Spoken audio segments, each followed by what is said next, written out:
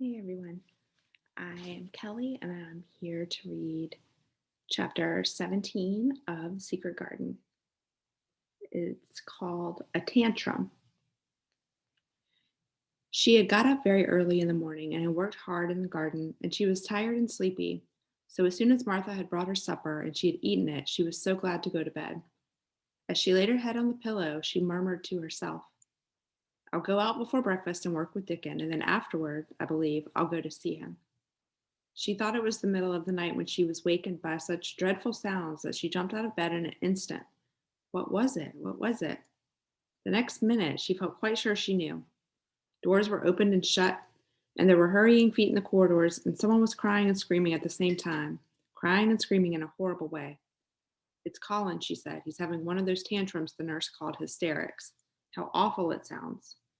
As she listened to the sobbing screams, she did not wonder that people were so frightened. That they were so frightened that they gave him his own way in everything rather than hear him. She put her hands over her ears and felt sick and shivering. I don't know what to do.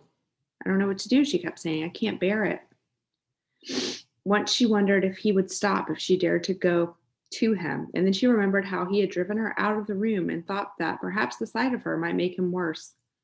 Even when she pressed her hands more tightly over her ears, she could not keep the awful sounds out.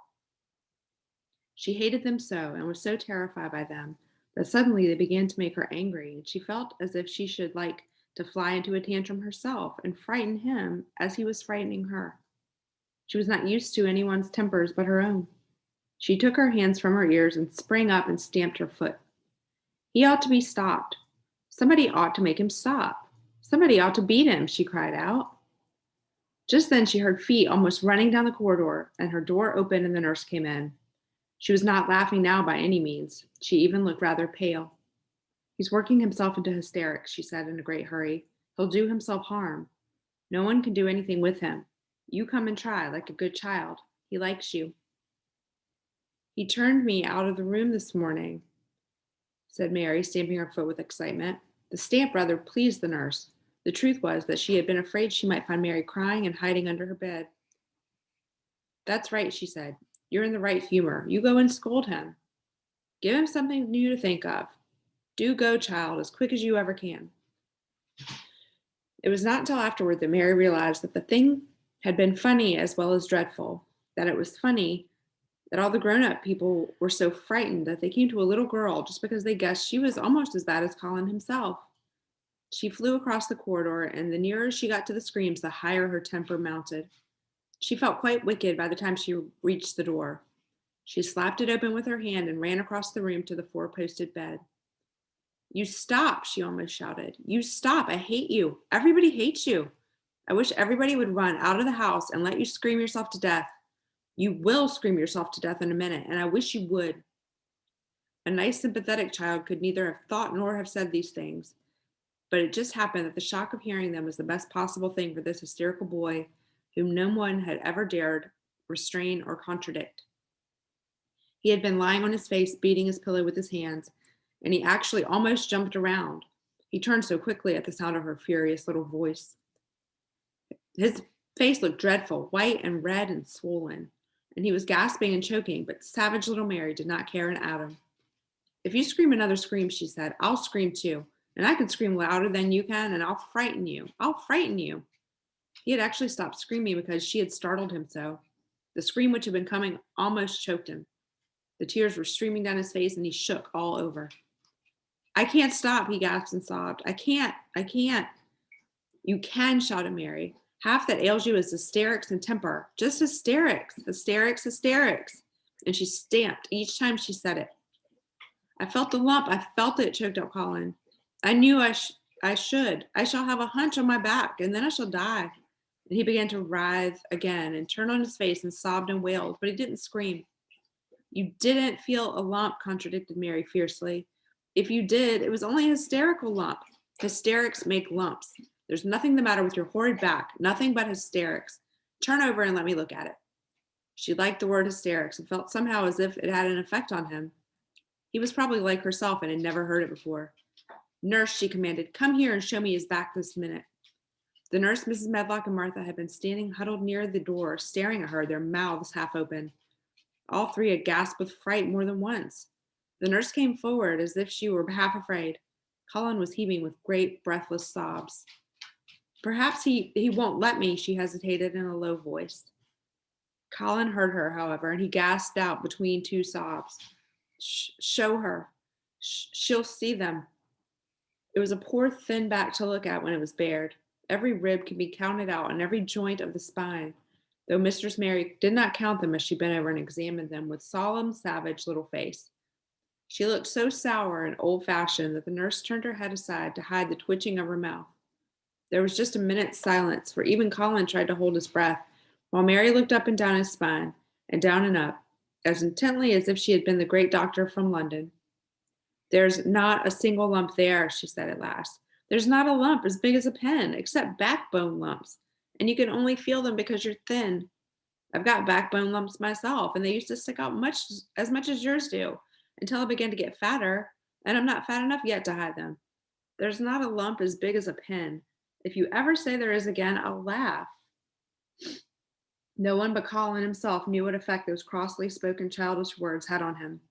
If he had ever had anyone talk to him about his secret terrors, if he had ever dared to let himself ask questions, if he had had childish companions and had not lain on his back in the huge closed house, breathing an atmosphere heavy with the fears of people who were most of them ignorant and tired of him, he would have found out that most of his frightened illness was created by himself.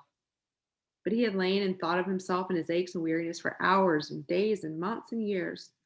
And now that an angry, unsympathetic little girl insisted obstinately that he was not as ill as he thought he was, he actually felt as if she might be speaking the truth. I didn't know, ventured the nurse, that he thought he had a lump on his spine. His back is weak because he won't try to sit up. I could have told him there was no lump there. Colin gulped and turned his face a little to look at her. Could you? He said pathetically. Yes, sir. There, said Mary, and she gulped too. Colin turned on his face again, but for his long-drawn, broken breaths, which were the dying down of his storm of sobbing, he lay down still for a minute, though great tears streamed down his face and wet the pillow. Actually, the tears meant that a curious, great relief had come to him. Presently, he turned and looked at the nurse again, and strangely enough, he was not like a Rajah at all as he spoke to her. Do you think I could live to grow up? He said. The nurse was neither clever nor soft-hearted, but she could repeat some of the London doctor's words. You probably will if you will do what you're told to do and not give way to your temper and stay out a great deal in the fresh air. Colin's tantrum had passed and he was weak and worn out with crying, and this perhaps made him feel gentle. He put out his hand a little towards Mary, and I'm glad to say that, her own tantrum having passed, she was softened too, and met him halfway with her hand, so that it was a sort of making up. I'll go out with you, Mary, he said. I shan't hate fresh air if we can find, and he remembered just in time to stop himself from saying, if we can find the secret garden. And he ended, I shall like to go out with you if Dickon will come and push my chair. I do so want to see Dickon and the fox and the crow. The nurse remade the tumbled bed and shook and straightened the pillows. Then she made Colin a cup of beef tea and gave a cup to Mary, who was really very glad to get it after her excitement. Mrs. Medlock and Martha gladly slipped away, and after everything was neat and calm and in the order, the nurse looked as if she would very gladly slip away also. She was a healthy young woman who resented being robbed of her sleep, and she yawned quite openly as she looked at Mary, who had pushed her big footstool close to the four-posted bed and was holding Colin's hand. You must go back and get your sleep out, she said. He'll drop off after a while, if he's not too upset. Then I'll lay down myself in the next room. Would you like me to sing you that song I learned from my Aya? Mary whispered to Colin. His hand pulled hers gently, and he turned his tired eyes on her appealingly. Oh, yes, he answered. It's such a soft song. I shall go to sleep in a minute. I will put him to sleep, Mary said to the yawning nurse. You can go if you like. Well, said the nurse with an attempt of reluctance. If he doesn't go to sleep in half an hour, you must call me. Very well, answered Mary. The nurse was out of the room in a minute, and as soon as she was gone, Colin pulled Mary's hand again. I almost told, he said, but I stopped myself in time. I won't talk and I'll go to sleep. But you said you had a whole lot of nice things to tell me. Do you think you have found out anything at all about the way into the secret garden? Mary looked at his poor little tired face and swollen eyes, and her heart relented. Yes, she answered, I think I have. And if you will go to sleep, I'll tell you more tomorrow. His hand quite trembled. Oh, Mary, he said, if I could get into it, I think I should live to grow up.